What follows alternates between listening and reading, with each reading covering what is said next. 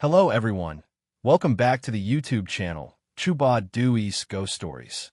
Wishing you all an exciting time listening to ghost stories. Thank you so much for your support. Before diving into today's story, don't forget to like and subscribe to the channel to help Duy out. Now, let's begin with the first story of the day. This first story was sent in by a young woman who shared that her grandfather was once cursed by someone using a blood spell.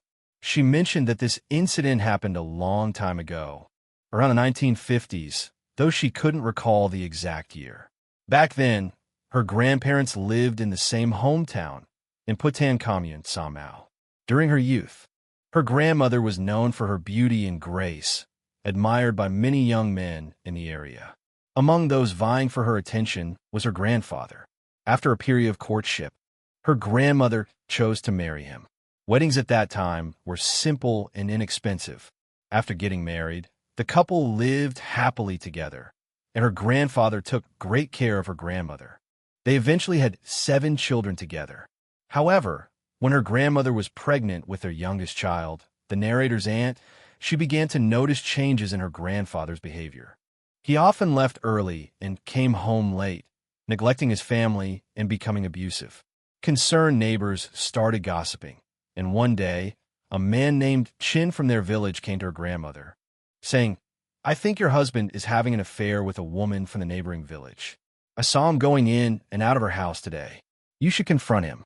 Hearing this, her grandmother was heartbroken and didn't know what to do, except cry. That night, unable to bear it any longer, her grandmother, who was 7 months pregnant, decided to search for her husband. She walked through deserted fields, carrying 2 large machetes. Fueled by anger, she thought to herself, "If I catch him with that woman, I'll kill them both." The woman her grandfather was rumored to be involved with was named Oot, a strikingly beautiful woman from the neighboring village. Somehow, her grandfather and Oot seemed to anticipate that her grandmother would come looking for them that night. Before going to bed, they gathered dried palm leaves and used them to create a makeshift barrier around the house. The idea was that if anyone tried to enter, the leaves would fall and make noise, alerting them. Houses back then were simple and lacked secure doors, making them easy to break into. When her grandmother reached the house, she noticed the dried palm leaves and realized their purpose. Cleverly, she avoided stepping on them and entered the house quietly. When she reached the bedroom, she was stunned to find her grandfather lying in bed with Oot. Overwhelmed with anger, she raised her machete, ready to strike them both. But then, thinking about her children at home, especially the unborn baby, she stopped herself. Instead, she shouted at her grandfather, demanding he return home with her. After some hesitation, he agreed, and the two walked back home through the fields. On the way, her grandfather kept insisting, "Let's divorce. If you don't agree, don't expect to live in peace." That night, they argued continuously after returning home. Around 1 a.m., her grandfather packed his belongings and left for Oot's house, refusing to stay with his family. When he arrived, Oot told him, "You need to divorce her. If you don't, you won't have peace with me either." That very night, her grandfather decided to stay permanently with Oot and never return home. Later, the family discovered that her grandfather had been under a spell cast by Oot, using her menstrual blood mixed into his drinks. Her grandfather, who had a habit of drinking alcohol daily, unknowingly consumed the cursed mixture, which made him obsessively loyal to Oot. Every morning, she drinks tea. Eating without alcohol makes her hands shake uncontrollably. It's quite strange. That's why every day, when Grandpa leaves his bottle of alcohol out to drink, she mixes that filthy substance into it, claiming it's medicinal wine. The medicinal wine has a murky, reddish-brown color, making it taste better. And when drinking, grilled meat is essential. Every time she marinated meat for grilling, she mixed a bit of that filthy substance into it for Grandpa. Even in the tea, she added some for Grandpa to drink. In short, everything Grandpa ate or drank was mixed with this charm by her. At that time, Grandma said Grandpa listened to her very much, believing everything she said. During the process of adding that filthy substance to Grandpa's food and drink, one of her servants secretly noticed. The servant asked, "Why do you keep doing this to him? It's immoral." But she scolded the servant, saying, "This is none of your business. If you interfere, I'll kick you out." After that night, Grandpa left and stayed at her house for a long time, not returning to Grandma until Grandma had given birth to Aunt. On that day, Grandpa returned home, looking for his family, but he beat them. Grandma was holding Aunt, nursing her when Grandpa grabbed Grandma and beat her severely. Grandpa was tall, about 1.8 meters, while Grandma was very short, only about 1.45 meters. During the beating, Aunt's head accidentally hit the bed frame, causing a lot of bleeding. Grandma said, "Look at what you've done. The child's head is bleeding, and you still come back to harm us." But Grandpa didn't listen and kicked Grandma, breaking 2 of her ribs. Only then did he stop, seeing Grandma lying there in pain. Fortunately, neighbors heard Grandma's cries and rushed her to a nearby clinic. After that day, Grandma officially divorced Grandpa. Karma came quickly because a year later, the woman named Ute, who had had a child with Grandpa, gave birth to a baby without an anus. In those days, medical procedures were limited, and the baby died within a week. As for Grandpa, having been under the influence of the charm for a long time, he grew weaker and eventually passed away. The woman, despite losing her child after just a week, is still alive today, living alone without a husband or children. Grandma, after the incident, raised 7 children on her own, and now, 7 years ago, Ute came to apologize to Grandma. Both were old by then, in their late 70s or 80s. Ute confessed to using charms on Grandpa, which Grandma later recounted to you. After spending a day explaining, Ute apologized profusely, hoping for forgiveness. But after decades with many grandchildren, Grandma no longer held any grudges. Grandpa had passed away, so Grandma forgave Ute. In 2005, your family moved to Kianjiang to prepare for the following year when your father was assigned as a forest ranger to protect the border forest. When your father was stationed there, they arranged for him to stay in an area close to the Cambodian border, very isolated, with few houses around. No one lived nearby, so your father and 2 others, a soldier and a lieutenant, set up a post there. Behind the post was an endless, primitive forest. In front was a narrow road, and there were no houses nearby. The nearest houses were about 1 to 2 kilometers away. Deep in the forest, opposite the post was a river, and beyond it, more forest. Initially, when your father moved there, nothing happened. The incident occurred about 2 months after being stationed at the checkpoint. A murder took place nearby, just 200 meters from the checkpoint where your father was stationed. He recounted the event to you like this. A man from the area had been working far away, possibly in the city. That day, he returned home carrying a lot of money and gold as he had just finished his work. He asked a local motorbike taxi driver to take him home, passing by the checkpoint deep in the forest. When they were about 200 meters from the checkpoint, the man needed to relieve himself and asked to stop. The motorbike taxi driver, knowing the man had money, became greedy. While the man was facing the river, the driver struck him on the head with a pipe, killing him instantly. He then hid the body by the riverbank, covered it with leaves and branches, took the money and gold, and fled. Later, locals discovered the body and reported it to the police. You are unsure if the incident made it to the news, but the locals certainly knew about it. Unfortunately, the man wanted to surprise his family by not informing them of his return. It wasn't until 3 days later that he appeared in his wife's dream, telling her he had been murdered by the motorbike taxi driver and his body was buried by the river near the checkpoint. His wife, shocked by the dream, gathered neighbors to search the area, eventually finding the decomposing body. The police were alerted, and they used your father's checkpoint as a temporary station to take statement from the wife due to the area's remoteness. You don't know if the culprit was caught, but 3 months later, strange things started happening at the checkpoint. One night, Lieutenant's son, who was stationed with your father, returned late from a party. He wasn't very drunk, just tipsy, feeling hot. He decided to sleep outside on a mat near the path. Around midnight, he felt something cold against his foot, like a block of ice. Startled, He woke up to find a dark figure sitting at his feet. Recognizing it as a ghost, Son, being a soldier, wasn't afraid. He told the figure to leave, or he would shoot. The figure replied, asking to stay because it was cold and it wouldn't harm Son. It questioned if Son could really shoot it and warned that it could retaliate. The ghost asked to stay until the next day when its wife would call a spirit medium to bring it home. The ghost's presence was unsettling, but Son managed to sleep through the night. The next day, he noticed a mysterious number, 19, on his hand that wouldn't wash off.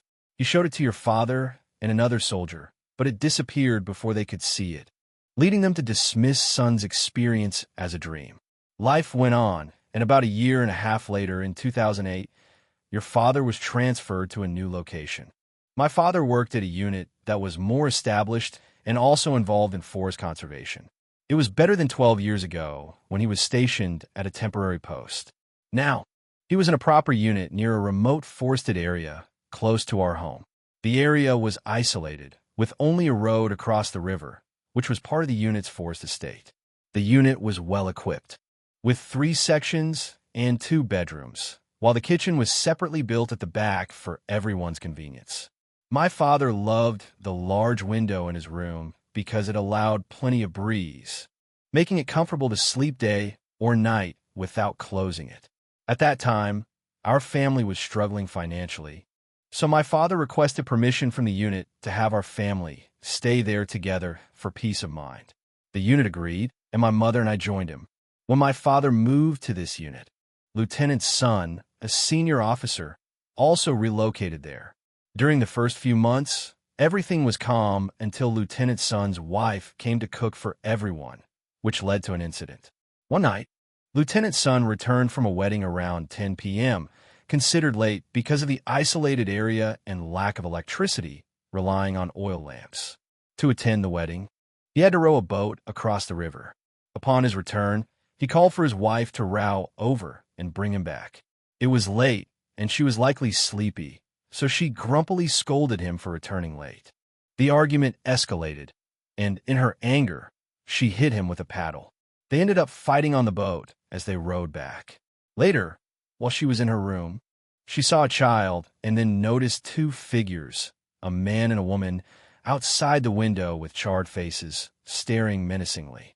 They accused her of sleeping in their spot and threatened to take her with them if she stayed there again. After they vanished, she was so terrified she wet herself and moved to Lieutenant Son's room for the night. The next day, she told everyone what happened and fell sick with a fever. My father suggested offering a meal to appease the spirits, as the area was known for its spiritual presence. After the offering, she recovered. Following this incident, everyone avoided sleeping in that room, using it only for storing firefighting equipment. I lived at the unit with my father for several years without any supernatural encounters until one night when a forest fire broke out. My father, Lieutenant Son, and the other soldiers went to fight the fire, leaving me alone at the unit. Feeling tired around 8 or 9 p.m., I went to my father's room to sleep. His room had a window facing the river and the road. As I dozed off, I felt something pulling my legs downwards. Startled, I found myself on the floor, despite the bed's protective rails. I couldn't understand how I ended up on the floor. Terrified, I ran outside to wait for my father, preferring the dark, eerie outside to the room. Later, I learned that the room across from the kitchen was once the site of a fire that killed a family of 4, which explained the haunting experiences. Seeing the couple and their child appear in this room, charred black, after a while you were with your father in the unit. Your mother went to work, so she missed you a lot and wanted you to come home to visit and help. You had been away from home for too long. That day, your father told you to go home with your mother first, and he would come later.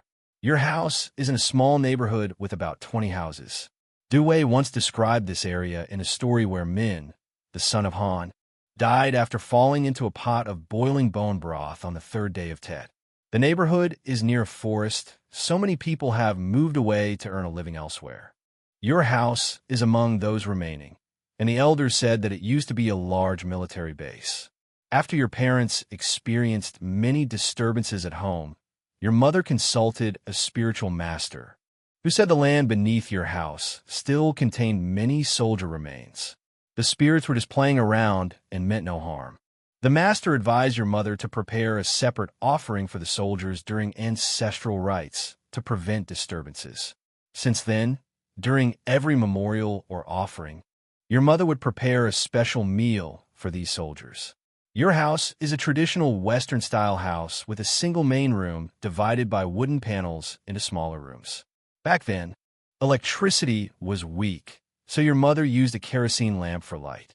Next to the bedroom, she hung a hammock to rest during the day. One night, while you and your mother were sleeping, you heard the hammock creaking as if someone was lying in it. Through the gaps in the wooden panels, you saw a man in military uniform lying in the hammock, smoking a cigarette. You thought it was your father, but when you tried to wake your mother, she was unresponsive. Eventually, she woke up, gasping for air, and angrily said that despite offering food every year, the spirits kept bothering her. The next morning, when your father arrived home on his bicycle, you realized he hadn't been there the previous night. You told him about the man in the hammock, and your mother shared her experience of being embraced by a soldier in her sleep, smelling burnt meat. A different soldier appeared, apologized, and asked for a cigarette offering, explaining that the young soldier meant no harm. Your father, understanding the situation, offered cigarettes at the back of the house. Many people had similar experiences at your home, including a group of Hao Buddhists who left in fear after claiming the spirits refused to let them stay without permission. Two elderly men who returned to sleep after hearing your mother's story prepared offerings and were left in peace. These are the stories from your father's unit in your home near the Qinjiang forest, possibly the Yumin forest. It's unclear if your family still lives there, but Dewey hopes to hear more fascinating stories from you. Hello, everyone. Welcome back to the YouTube channel, Dewey's Ghost Stories. I hope you have a thrilling time listening to today's ghost story. Today's story is particularly chilling. Every time I read it, it gives me goosebumps. It has an eerie, mystical vibe, told by a woman born in 1975. She recounts that back then, just after the country's liberation, her father, who was a former soldier, had to go through re-education, while her mother was a teacher. Every day, when her mother went to work, she would lock the house. Their house had 2 floors, and the 3 siblings would play upstairs while the ground floor remained empty. She recalls that every time her mother went to teach, a woman would collect plastic bags in front of their house. This woman would gather bags from various places, wash them, dry them, and then sell them. At first, the woman would dry the bags right in front of their house, but later, she started drying them across the street. When asked why she stopped drying them there, she said it was because she often heard voices and noises coming from inside the house, even though she knew it was locked and no one was downstairs. The woman collecting the bags also told the mother that every time she stood outside, she would accidentally catch glimpses inside the house.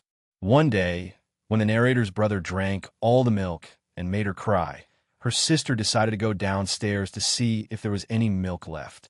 As her sister went down, she saw a woman coming up from the ground floor. The sister asked, "Who are you? Why are you in our house?" The woman replied, "Your mother asked me to come up and look after you and your siblings. My younger sibling was crying because they needed milk, so a woman came upstairs and breastfed them. At that time, I was very young and just focused on feeding without understanding much. After she fed me, she gave my brother some treats like sugarcane, bananas, and cakes. Once she finished, she went downstairs and disappeared. At that time, my eldest sister was the oldest among us siblings, but she was still too young to understand what was happening or to distinguish between people and ghosts. When our mother came home from teaching, we didn't mention the woman's presence in the house. It wasn't until she noticed the sugarcane and cakes piling up that she asked where they came from. My eldest sister pointed outside towards the direction of a woman who sold plastic bags. Our mother assumed that woman had brought the treats for us and didn't think much of it. So, life continued as usual, with our mother going to work and locking the door, while we continued to see the mysterious woman in the house who would breastfeed us. Eventually, our mother noticed the growing pile of treats and questioned the plastic bag vendor about giving us so many. The vendor was surprised and said she hadn't entered our house or given us anything. Realizing something was strange, our mother asked my eldest sister, who then mentioned the daily visits from the mysterious woman. Alarmed, our mother asked the vendor if she had seen anyone entering our house, but the vendor hadn't noticed anything because the door was always locked. Frightened, our mother decided to take us to our grandmother's house to stay, leaving that house for good. These events happened when I was only 1 or 2 years old, as my mother later recounted. I was too young to remember being breastfed by the woman. As I grew older, more strange things happened in my life. After living with my grandmother until I was 18, she moved to Kano to live with my uncle, leaving me with no one to stay with. I returned to live with my parents, but things were different. Everyone seemed afraid of me, even though I felt normal. Family members, including siblings and cousins, were scared of me, especially in the evenings. One day, while eating dinner with my family, I sneezed, and my nieces and nephews ran away in fear. One of them even pointed at me, calling me a ghost. Since then, my father refused to look at me, and I felt unwelcome in the house. I moved out and rented my own place. Living alone, I found myself surrounded by strange presences. On the first night in my new home, I was exhausted and lay down to sleep around 8 p.m.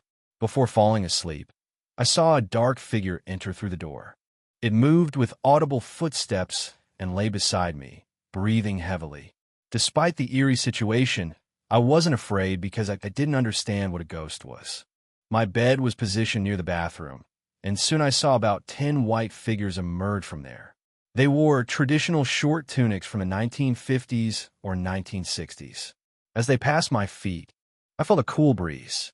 The dark figure remained beside me as the white figures joined hands and began to dance and sing, as if in celebration. I was fully awake, watching them with curiosity. Among the white figures, I could clearly see the face of one girl who looked like a beautiful actress, similar to Trong Nak-on.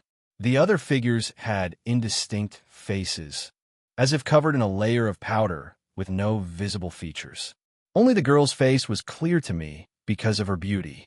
Ever since that day, every night when she lay down, 10 shadows would emerge from the bathroom, dancing and chatting joyfully. Sometimes they just stood still like statues, as if being punished. Over time, she got used to it. One day, as she lay in bed watching them play, the landlady knocked on the door. The shadows quickly ran back to the bathroom, like students hiding from teacher. Despite seeing these shadows daily, they never bothered her. One day, a friend visited her. This friend worked at a cafe, and they chatted about life.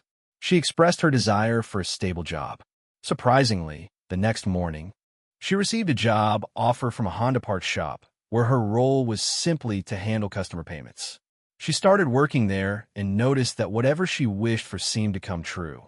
For instance, she wished for money, and the next day, her work became more prosperous. Initially, she rode a bicycle to work, but soon wished for a motorbike.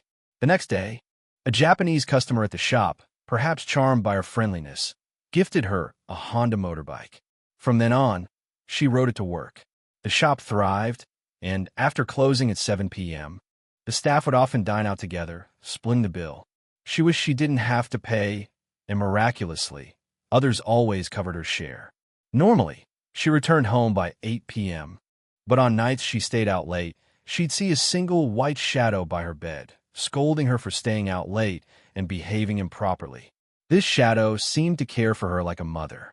The other shadows would appear concerned, surrounding her with worried expressions. On days she felt unwell, they would cook for her, almost like real people, though they never spoke.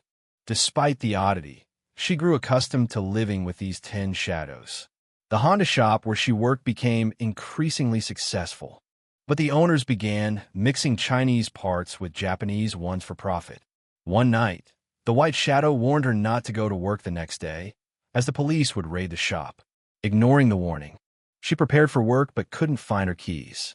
After much searching, she found them atop the door. By the time she opened the door, she was late. She informed the owner about the police warning, but they didn't believe her. Fortunately, she was late that day, as the police did indeed raid the shop shortly after. That evening, the white shadow reappeared, scolding her again for meddling in others' affairs and for her animated way of speaking. Over 7 years, whenever something was about to happen, the shadows would warn her in advance. She also observed her colleagues gambling, with some winning substantial amounts. So my sister said, "Oh my gosh, I wish I could win the lottery like others." She saw so much money. And that night, she only saw number 9 and number 119. For those who play the lottery, numbers 19 and 119 are different 2-digit and 3-digit numbers. The next day, she went to work and told her colleagues about her dream, suggesting they pool money to bet on those numbers. If they won, they would give her a share. Surprisingly, that afternoon, the lottery drew the number 19, and her colleagues won a significant amount of money. They pooled together and bought her 2 bracelets and 2 gold bars. Everyone in the shop revered her like a saint because whatever she said seemed to come true. Previously, she predicted police would come to the shop, and they did. Now, she mentioned the lottery number, and it was drawn. Her colleagues could still recall the time when they won the lottery and bought her gold. She didn't wear the jewelry, so she stored it in her room. One night, after a late birthday party, some female colleagues slept over in her room. One of them took the gold and sold it at a jewelry shop. When everyone was drunk and asleep, she didn't realize her gold was missing. In her dream, a white figure told her who took the gold. The figure showed her the girl and the jewelry shop. The next morning, she checked her drawer and found a necklace missing. She confronted the girl, who denied taking it. But when she made a big deal of it and took the girl to the shop, the girl admitted selling the necklace. For a long time, she lived in that room with the white figures, feeling they were like family. She couldn't understand why they followed and lived with her. Eventually, she had to part with them. Over 7 years, the figures warned her never to go near water. One morning, she saw many sad white figures in her mirror, but went to work as usual. They were organizing a birthday party for the boss, who invited everyone to Vung Tau for a day trip. She suggested staying overnight. On the way back, they stopped at a temple where she saw a beautiful statue of Quan Am and brought it home. From that day, she bid farewell to the white figures. That night, many appeared in her room, more than ever. With sad faces, she cried seeing them, and one sat beside her bed, crying. She woke at 4 a.m. to find them still there, and she cried remembering them while recounting the story. After parting with the figures, many misfortunes befell her. The shop was raided and shut down, her house was robbed, and she lost her job, facing depression and an accident. Now in her 40s or 50s, she feels the figures still follow her, but they cause trouble instead of helping. She remembers only half of the story she shared with Dewey, but she vividly recalls the tale of their warnings. The story I'll share next is about my grandmother's house, which is located right in the center of Bien Hoa City, Dong Nai. My parents' house is in Bulong, near the Dong Nai River. Ever since I was little, I've always loved swimming because there was a large river right in front of my house. Every time I went back to my hometown, I would take off my clothes and jump into the river for a swim. However, 2 years after I lost my job and stopped working at the shop, a significant event happened. I moved back to Dong Nai to live. One day, after I had returned home, for some reason, despite being grown up, I had an inexplicable urge to go down to the river to swim at noon. As I stepped into the river, the water only reached my waist, but I began to feel as if something was holding onto my legs. Initially, it tugged at my right leg, and it felt like something was wrapping a rope around it. When I lifted my right leg, it started wrapping around my left leg, pulling me under the water. I could only keep my head above water and couldn't swim anymore. At that moment, my legs felt as if they were submerged in a bucket of ice water, even though it was noon and the weather was very hot, making the river water warm. I struggled to stay afloat and called for help. Fortunately, there was a family living on a boat nearby. The daughter saw me struggling and called her father to row the boat over to rescue me. They tried to pull me up by my hands, but couldn't because my body felt incredibly heavy. It wasn't until they grabbed my hair and pulled my head out of the water that they managed to lift me slightly but I was still very heavy. Seeing that pulling me up wasn't working, the father suggested I grab onto the boat side and climb up, but I was so heavy that the boat capsized. Luckily, the father was an experienced swimmer and managed to pull both his daughter and me to shore. Once on land, he slapped my face hard, telling me that if I had died, I would have taken someone else's place in the river. He warned me never to swim in that area again, especially where I had just fallen. From that day on, I was too scared to swim in the river. Years later, when my grandmother passed away, I planned to attend her funeral. However, that night, she appeared in a dream and warned me not to attend because I would have to cross rivers and ferries. So, I didn't go to the funeral. When I was 30, my uncle passed away. 7 days after his death, I had a strange dream. I saw a large boat in the middle of the river, with 2 people dressed in white at each end and one in black standing in the middle. The person in black called out my full name. In the dream, I confirmed my identity, but then my deceased uncle appeared and told the men on the boat that no one by that name was there, telling them to leave. He advised me to avoid those people if I ever saw them again.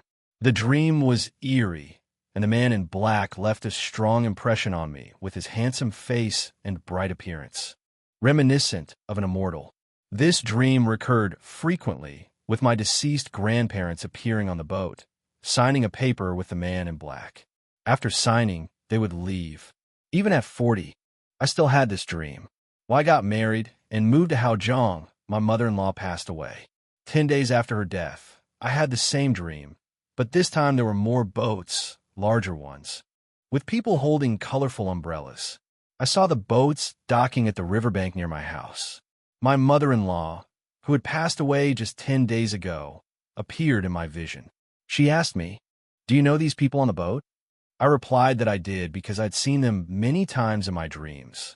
After I answered, I saw my mother-in-law looking at them and calling them ancestors like great-grandfather and grandfather, as if they were her ancestors. Then I heard my mother-in-law say, "How could you know these beings?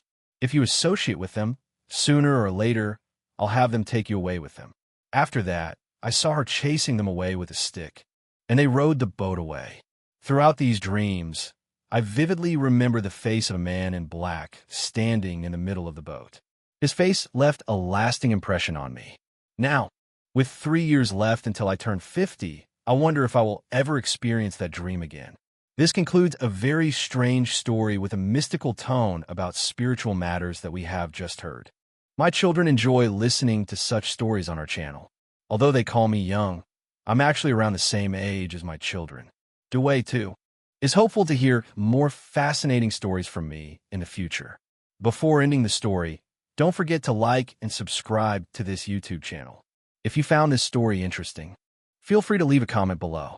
Let's look forward to more exciting stories. Goodbye, everyone.